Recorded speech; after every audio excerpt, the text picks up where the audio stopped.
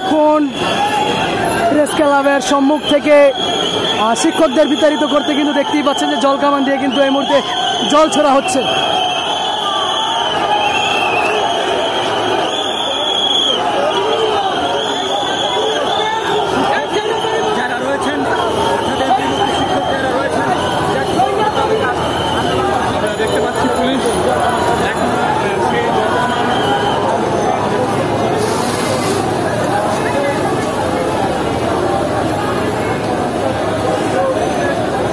দর্শক দেখতে পাচ্ছেন যে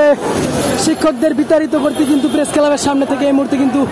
আইন শৃঙ্খলা বাহিনীর জল কামান রয়েছে, সেই জল কামান দিয়ে কিন্তু এই মুহূর্তে জল নিক্ষেপ করা হচ্ছে।